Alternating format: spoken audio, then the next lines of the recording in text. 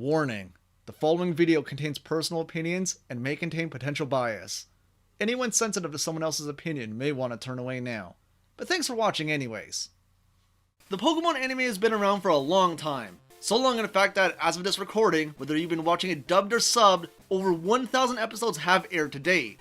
And throughout that plethora of episodes, numerous episodes over the course of the anime's long-standing history have found themselves banned. And today, we'll be talking about just that, with the top 5 banned Pokemon episodes. Now the reason why I'm going with top 5 is mainly because for perspective of this list, I'm going to be focusing entirely on episodes that I've never seen an English release. Not necessarily episodes that never got dubbed, but just episodes that for one reason or another never got released in English. This is partly because if you check out Bulbapedia's article on banned Pokemon episodes, you'll find out that a lot of episodes got banned in South Korea for the primary reason that they banned pretty much any episode that featured any sort of Japanese culture within it. So the episode when Ash got his badge against Koga? Banned. The episode for the Gen 2 anime when Ash battled Falconer, the first gym leader? Banned. The episode when Ash battled Morty? Banned. And plenty of other examples that pretty much fall under the same pattern. Plus I feel like these 5 episodes in particular are the most worth talking about. So, with all of that said, welcome everyone to the Silver League's top 5 banned episodes of the Pokemon anime. Number 5. Holiday Hijinks, aka the Christmas episode. So in this episode, Ash and company come across a Jinx which is holding a boot, which turns out to be the boot of Santa Claus. And this is a Jinx that somehow lost its way and ended up all the way in Kanto, which in turn leads Ash and friends to go on a big adventure to return Jinx back to the North Pole, so that way Jinx can go back to its home, return the boot to Santa Claus, and then everyone can have a Merry Christmas. And despite this overall cheerful and seemingly harmless episode, the very presence of Jinx did stir a controversy, because when the episode initially aired, articles were written about the episode, stating Jinx to be a representation of the negative stereotype blackface. And to be honest, I can totally see what they're getting at. Though I'll fully admit that as a kid, I never saw it. Legitimately, I never knew what blackface was for a very long time. And even to this day, I never personally see it that way. Because as a kid, I never really interpreted the black skin as, well, its skin. I always strangely interpreted it as Jinx's face being in shadow. Though later, one could argue that the black skin is in reference to, well, frostbite. As gruesome and morbid as it is. But then again, Jinx's now purple skin also reflects that idea of it being based on frostbite. This isn't the first time that anime has had black characters with big lips because, well, famously we have Mr. Popo, which when Dragon Ball Kai had its dub air on CW, notoriously changed Mr. Popo from black to blue in a very, very, very awful edit. The interesting thing about Holiday Hijinks is that in the Japanese versions at least, an edited version of this episode does exist, which changes Jinx's black skin to purple. I don't know if any dub track has ever used this footage, but it is an episode that could lift itself from the ban list if they decide to just take the 4Kids dub track and put it over this new edited footage. Nothing major happens in this episode. The only noteworthy thing is that, well, it makes Santa Claus canon within the Pokemon universe, which is fine because considering all the other crazy things that exist in this world, why wouldn't Santa exist? But that being said, it's at the bottom of the list simply because of the notoriety of Jinx, but also because, well, ultimately, it was kind of a filler episode, but a pretty good one. It did technically add some character development to Jessie, and hey, Santa Claus is real. At least in the Pokemon world. Number 4. Satoshi and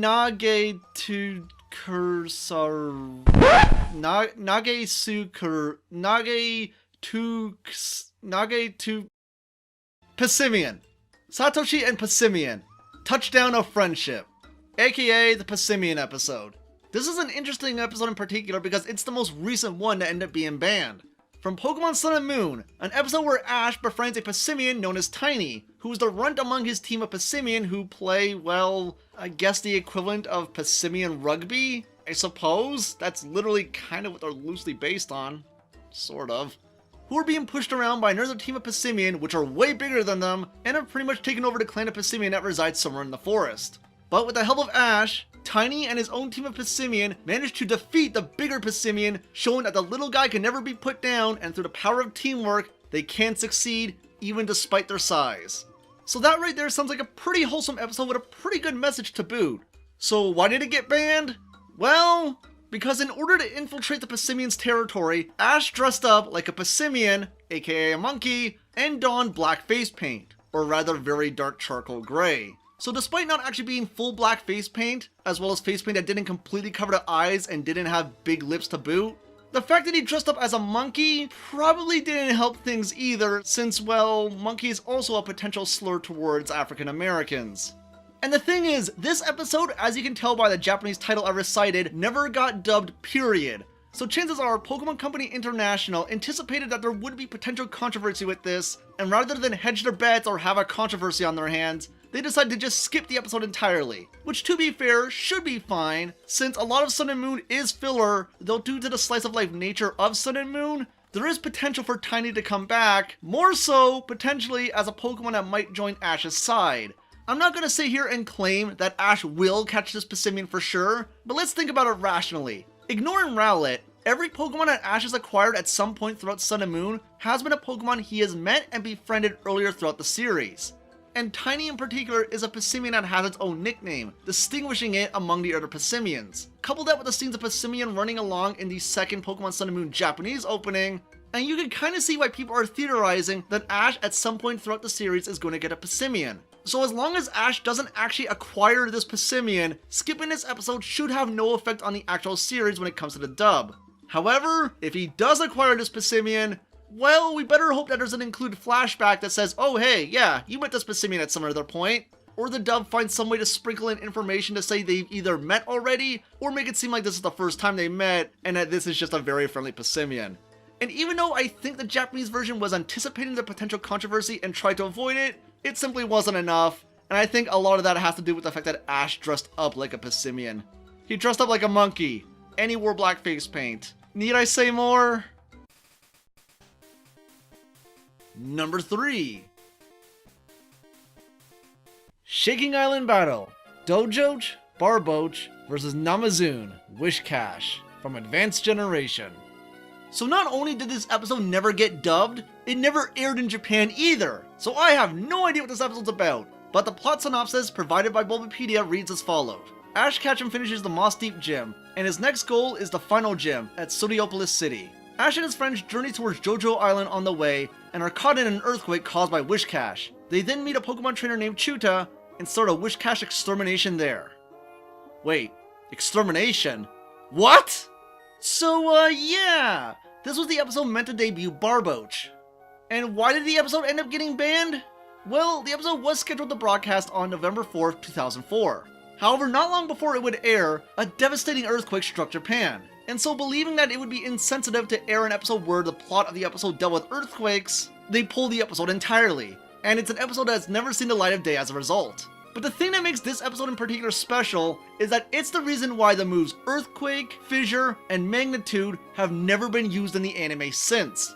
Which kinda sucks because, well, that's definitely going to limit the move pool of certain ground types, and as a result, some of Ash's Pokemon like Torterra really suffer for their potential move pools. Which is just one more element that really added to Torterra really getting screwed towards the end of Diamond and Pearl. But yeah, this was yet another filler episode, but it is noteworthy not just because of the timing that it happened, but what came thereafter it. The complete banning of 3 moves that really do stifle the potential that could come from various ground types. It's unfortunate, but it is kind of understandable given the proclivity of Japan and earthquakes. Number 2. The Legend of Mini Ryu, aka Dratini, otherwise known as the Safari Zone episode. So for all of the reasons for an episode to get banned throughout this list, and even just banned in general among the variety of banned episodes over the years, this one is probably the simplest. It literally got banned in the English dub, and was never dubbed period, because of the prevalent use of guns throughout the whole episode. Yep, that's pretty much it.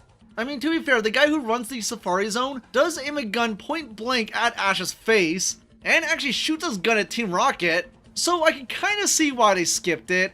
But at the same time, this was dubbed by 4Kids, and we've seen what they've done with guns in Yu-Gi-Oh! How come you couldn't apply that technology here? Did you not have that kind of technology yet? Were you not allowed to by the Pokemon Company? I mean, the Japanese side of the anime was perfectly fine with you turning a rice ball into a sandwich, so why not just erase the gun? Just have him point very menacingly at Ash. I'm sure you can edit around that. So what's the big deal? An episode was skipped, so what? Well, most of you probably know where this is going. This is the episode where Ash acquired 30 Tauros. Because a running gag throughout the entire episode was Ash trying to catch a Rhyhorn, but instead, either a Tauros got in the way, or the Rhyhorn simply stepped out of the way and there was a Tauros right behind it, or Ash's aim sucked, and basically every single Safari Ball that Ash threw landed on a Tauros. Okay, so he acquired 30 Tauros, so what? It's not like Tauros would become a recurring staple throughout many of Ash's Pokemon League adventures, and in fact would be used in the one time he actually won a league, even if it's a league that many people don't count because it's not based on the games, aka the Orange Island. Oh no, it's not like Tauros is a Pokemon that is actually kind of a recurring joke throughout the anime. It's not like they constantly bring up Tauros, and those of us who watched it outside of Japan, at least in English, were very confused when Ash just had a bunch of Tauros, and they never, ever explained it. But that's the story of the single biggest plot hole caused by the Pokemon anime, at least for English-speaking audiences. It was all over guns, because for some reason, they can edit out all the guns in Yu-Gi-Oh!, but they can't edit out the guns here. There might be a deeper reason for it, and if there is one, I'd honestly love to know. Otherwise, I can't help but notice a bit of irony here. It's an American English dub that banned an episode over guns. There's a potentially controversial political statement I can make here, but I think I'm just gonna let the irony of the situation speak for itself. Oh boy! And the number one banned episode of the Pokemon anime ever is Computer Warrior Porygon, but more commonly known as Electric Soldier Porygon. Oh boy, where do we begin with this one? Well, for all the discussion that can be had with other episodes on this list, and even other banned episodes in general, this is a big one. Legitimately speaking, this episode changed the anime industry forever. The plot of this episode is honestly the most irrelevant part of the whole discussion that can be had, because to make a long story short, Ash and friends get sucked into cyberspace and basically have to stop Team Rocket with the help of a Porygon. However, when Pikachu fires an electric attack at a cluster of missiles, the explosion that follows that takes up a large majority of the screen rapidly flashes between red and blue. This moment is what causes over 700 Japanese people, ranging from ages 3 to 58, to suffer adverse health effects including epileptic seizures, vomiting, irritated eyes, and other related symptoms. This episode never aired again. It has never been re-released. It only popped up once by accident on Hulu Japan, but was quickly taken down. As a result, the Pokemon anime went on hiatus for 4 months. And in between that hiatus, a special hour-long report was broadcast, titled Anime, Pocket Monsters Problem Inspection Report, where in this hour-long special, a university professor goes into detail explaining the Porygon episode incident, which resulted in 685 viewers in Japan being sent to hospitals due to photosensitive epileptic seizures. However, according to the Bulbapedia article on this special, only 150 people were actually admitted into hospitals due to other children recovering while in the ambulance. The special otherwise went into great detail about what caused the seizures and what was happening to make sure it doesn't happen again, with even the announcement of the then newly developed Anime Checker, a machine that would actually check and analyze video flicker so that incidents like this wouldn't repeat. And as a result of all of this and the hiatus, the very next episode of the Pokemon anime to debut after all of this was Pikachu's Goodbye, an episode that was never originally on the schedule to air in the first place, meaning that its conception was potentially a direct response to the entire incident overall. But even then, the first time this episode ever aired in Japan, it was coupled with a small mini special where they explained to the audience, namely children watching, what happened, what caused it, and basically what the hour-long special did condensed down so that children could understand, while also showing letters and drawings that they were mailing in, asking for the show to come back, and thanking the children for their support and well wishes while everything was being sorted out. This was a major serious incident, and really, it can't be understated just how big a deal this was at the time. Have you ever watched anime, whether it's official subs or fan subs, and you see some text at the start of the episode that says make sure you're watching this anime in a well-lit room? Or even a bump at the start of an episode where a character from the show will remind the audience directly to make sure they're in a well-lit room and not to sit too close to the TV. All of that is directly the result of Electric Soldier Porygon. After that incident, major changes were done in the practices with how anime was produced, with a lot of care being taken to make sure flashes didn't happen, or if the flashes did happen, they were in such a way that could not cause epileptic seizures. Animation studios were specifically careful of colors, uses of swirls, and even the Pokemon opening itself was changed and tweaked to have less bright flashy colors flickering around. And while no articles on Bulbapedia can confirm this, it is likely possible that this could explain why in certain animes, like in particular My Hero Academia, there are scenes when the screen might just suddenly get darker, in particular in some of the openings, which can be greatly irritating, but the Porygon episode incident might very well be the reason why, because it's a protective measure to try and avoid potential epileptic seizures. But the episode wasn't the only thing that got banned. Porygon itself also suffered for this incident. Due to the infamy and notoriety of this episode, Porygon itself has never been shown in the anime, and this also goes for its evolutions. Porygon has never shown up in the anime since, and its evolutions, Porygon 2 and Porygon Z, have never had debut episodes. They have cameoed in blink and you'll miss it moments in some of the Pokemon movies, but that's the closest we've ever come to any of the Porygons ever showing up in any form of animation since. Which is unfortunate because, well, the incident wasn't Porygon's fault. It was Pikachu's fault. Pikachu was the one that shot the electric attack at the missiles, which caused the seizure-inducing flickers. But because of the infamy of the episode, Porygon is the one that paid the price for Pikachu's crime.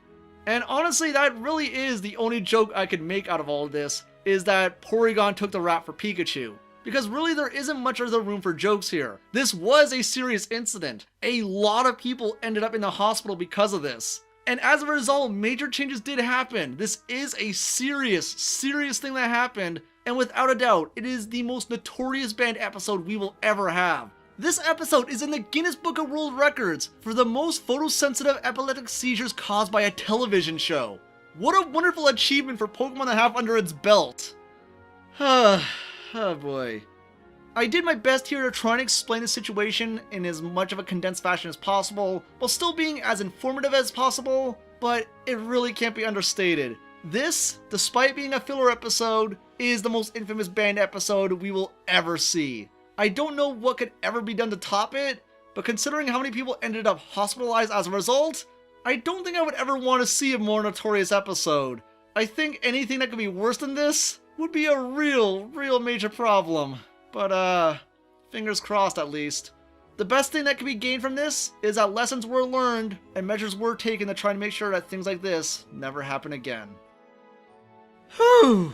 And that was my list for the top 5 banned Pokemon episodes, and I thank you all for watching. I don't think there's any other episodes that really deserve to be on this list more than what made it, but I know there's a couple I did leave out, which are probably going to be brought up in the comments, and if you want me to talk about them, let me know in those comments down below, because as always, I love to know what you guys think. But if you want to support the channel in any way, please consider checking out my Patreon, since even $1 goes a long way to helping make all the things I put out on this channel possible, with things such as top 10s, trading thoughts, Wi-Fi battles, Pixar in review, the second Junoon War, Let's Plays, and everything else we got going on here. It's never a dull moment, but I have a busy schedule to get back to, so in the meantime guys, I'm Silver August, and I'll catch you all next time.